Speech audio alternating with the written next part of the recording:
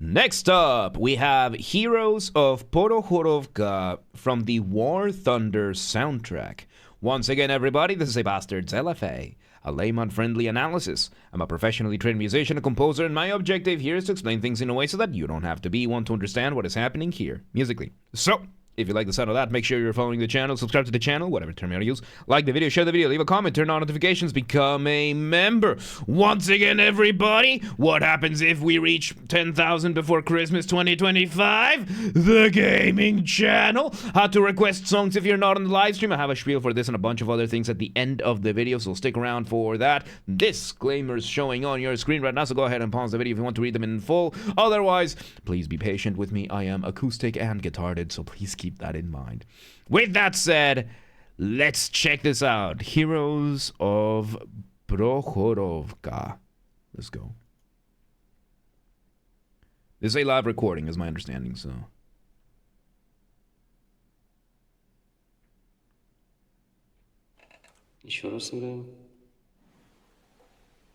So, something I want to point out here. This guy over here is a conductor. As you can see, we have some double basses, we have some cellos over here. This is going to be a live recording from a studio orchestra. Does it say which orchestra it was? Orchestrated by the Baltic Symphonic Orchestra and St. Petersburg. Oh wow, this was recorded in Russia 12 years ago. So we are having a live orchestra being recorded in a studio, but it doesn't change the job of the conductor. The conductor is the human metronome that makes everything work the way that it works. It's an insane just checking over here. It's an insane thing that it can do. So let's see what we got, right?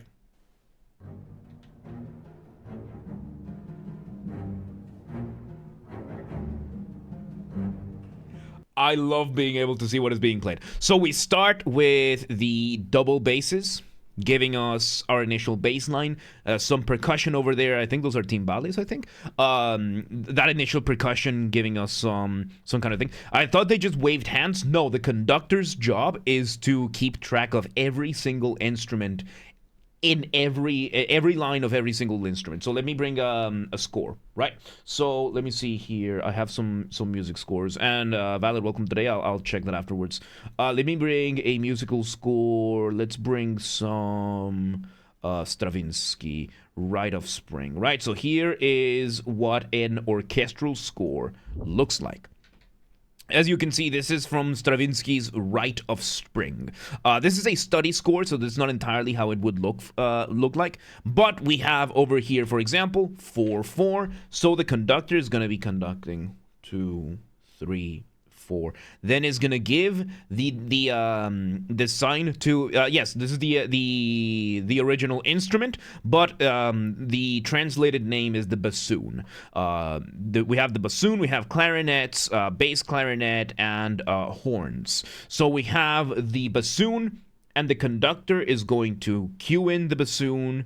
When the bassoon is done doing its thing, the clarinet gets the cue. 1, 2, 3, 1, 2, 3, 4. Then not the clarinet, the horn gets the cue. Then the clarinets, and this just keeps building more and more instruments. And the conductor's job is to keep track of every single one of the instruments that is playing. Like here you can see we're adding the flutes. We have the English horn. We bring in I think some violins over here, and we are slowly building up to the whole thing. Then we end up with this kind of thing where we have the entire orchestra pretty much coming in. Every single note, whenever any instrument comes in, the conductor knows when that is and knows when to cue that, and the conductor is basically just a human metronome for this. So yeah, it's a very, very, very difficult job to have, and you cannot have this job if you are not at the very least a little bit insane.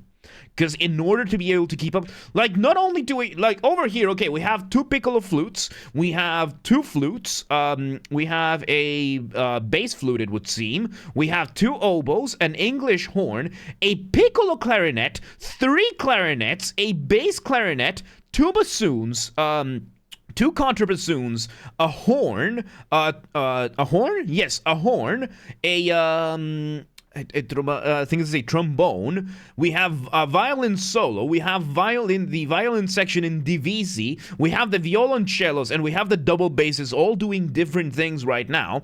And they're all doing a bunch of stuff. And the conductor has to know where each of these individual notes is hitting, whether it's hitting right, whether they are playing it properly, and when they are coming in.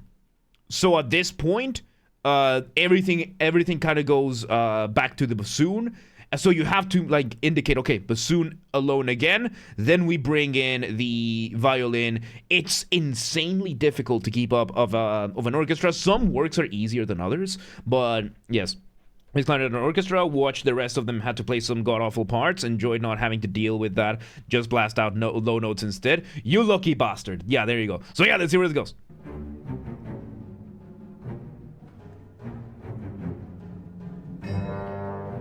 There we go. We bring the bassoon over here, the trombones. Yes, banana, yes. So right now we're just building up the theme, but I think the motif right now is going to be... I think the motif was on the double basses, motif being the smallest version of your musical idea, the CDSs from which everything else comes from, and now we are having the trombones giving us an elongated version of the motif. You can hear how it's slower, the notes are a little bit more spread throughout, and everything. Let's see where this goes. Very nice. Very nice. Bald guy, therefore evil. So yeah, everybody else, and by the way, during this meantime, what we're having, the bassoons, the double basses, the percussion, so far they are doing what are called ostinatos. Ostinatos that you're just repeating something over and over and over and over and over. Basically, we're just layering the music, we're just layering the new individual parts over and over. And over here you can see, this is a relatively small orchestra because you don't need that many people for a... to get that orchestral sound in a studio setting. As you can see over here, back here, we have our violin section, 2, 4, 6 people in the first violin, 6 people in the second violins. We have the violas kind of spread out over here. The cellos up here, we have 6 cellos. We have, I think, 4 double basses. Then we have the woodwinds over here. We have, I think, 2 of each. The trombones back here, we probably have trumpets. We have the tuba over here. We probably have the, here's the trumpet. Here we have some French horns. Here's the percussion, and here I think this one's timpani. I think this is the rest of the percussion. So we are seeing all of these different ones. Let's see where it goes. The conductor, yes. So we have a brief crescendo. You heard everybody getting louder. Hidden, welcome today. How you doing? And now we are moving the motif over to the tuba. This is what a tuba looks like. This one might be a little bit of a larger tuba. Lucid Dreams, welcome today. Lucid Dreamers, welcome today. How you doing? Thank you for the follow. Welcome to the mosh pit. Let's see. Yeah, now it's the tuba playing what the double basses were playing, which is engaging in the art of orchestration or instrumentation. We are determining which instruments get what instrument goes where, which tone, which timbre we want for this kind of thing. And here we have the French horns. We have 4 French horns over here. Beautiful instruments. You can see very weird. So let's see where this goes. Yes, random human. Oh, that crescendo, beautiful. There we go. We bring in the violins. We have, oh my god, this is beautiful. So we have the trombones and the French horns now playing chords in those crescendos. We move the motif over. Now we have a reduced version of what the trombones were doing last time. In the violins, we have brought in the string orchestra kind of thing. Let's see what this is. So we're slowly getting louder. Very beautiful. This is my favorite part about the French horn. In order to even hold the instrument, you have to stick your hand in the bell, in the bell. So as you can see, and here you can see the clear distinction, right? We have the trombones over here. Bell is pointing forwards. Tuba, bell is pointing upwards. I don't think we have a trumpet over here, or it might be this guy over here who has nothing to do right now. And then you have the French horns. The bell is pointing downwards, sideways, and backwards. So that mellows out the sound. It gives you such a unique sound. Wait, we have, what, 2, 4, 6 French horns. 6 French horns. That's unbelievable. Like, the standard orchestra usually has 2. Makes sense. It's a game about war, and horns and brass is usually very, like, easy to resemble with war. So let's see where this goes. Ah, there we go. So we're getting these. We change sections. There's the flutes. There's the oboe. Crescendos again. New version of the motif. And we bring in the trumpets. There's your trumpets. You see, I told you this guy had a trumpet. So yeah, now we bring in the trumpets. You can see the smaller instrument. I really love this kind of videos because it actually lets you show. And they're getting this very nice piercing sound to this.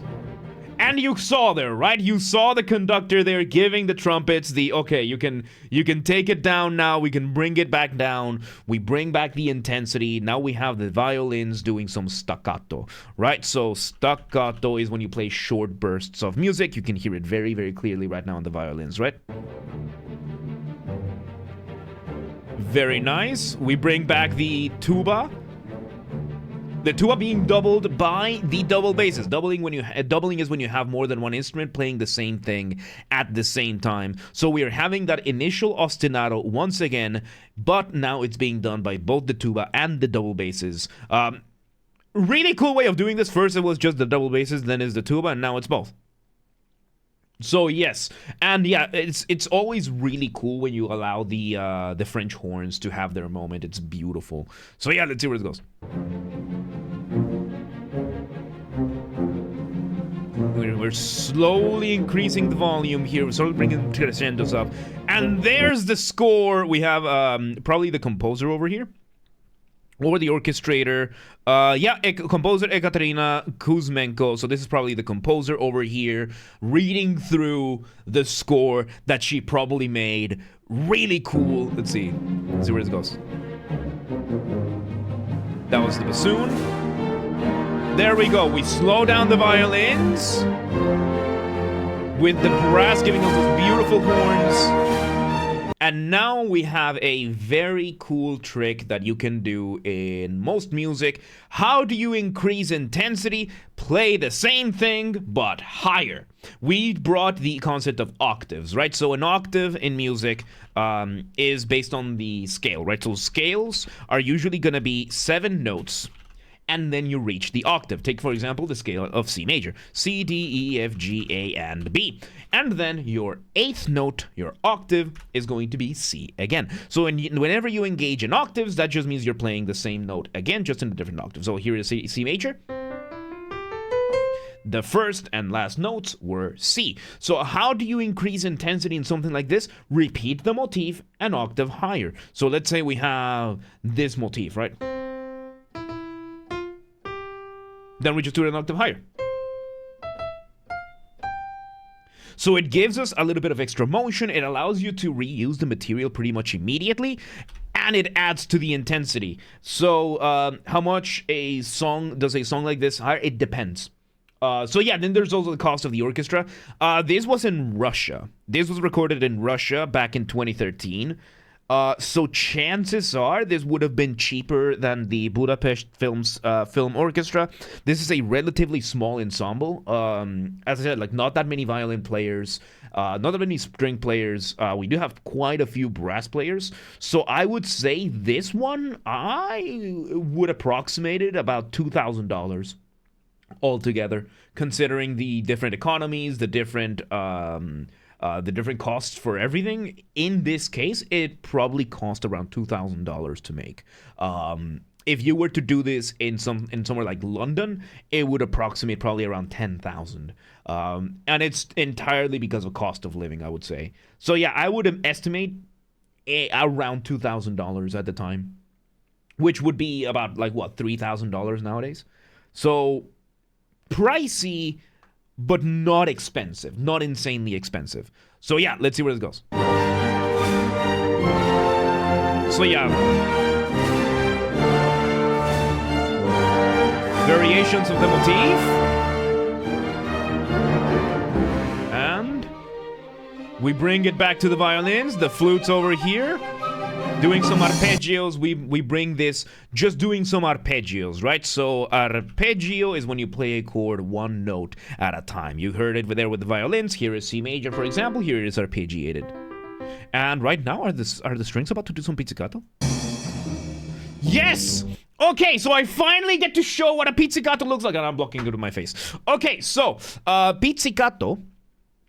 Wrong one. Pizzicato is when you pluck a string that would otherwise be bowed. You can see over here we have the violin. She's holding the bow, but now she's not playing with the bow. She's taking her finger and she is plucking the string instead. Let me go back a couple of seconds so that you can see it in full. Right? Let me put myself to the side. Here, look at that. Look at that.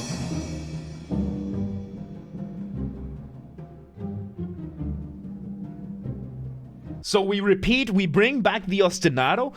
Now in pizzicato, the double basses are doing it as well, and we're just toning down. We're doing a diminuendo over here at the very end. Let's see how this ends.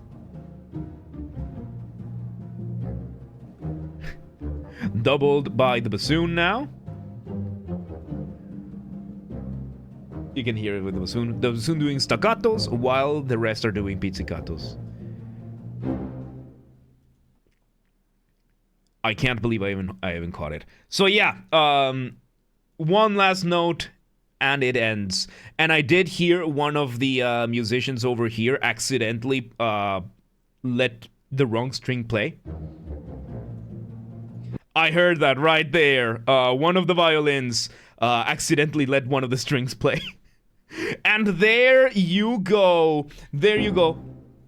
It ends with a nice whimper so that it can start over, it can loop again. And there you have it. I don't know why this guy is carrying... Is this a fire extinguisher or a tank of oxygen? I have questions, but I don't want the answers. And there you go. That... Oh, ooh, I'm not gonna do that. So yeah, there you go. That was an oxygen tank, right? So yeah, I don't know why I mean, if you play a brass instrument, you're gonna need a lot of air, so... That's probably why.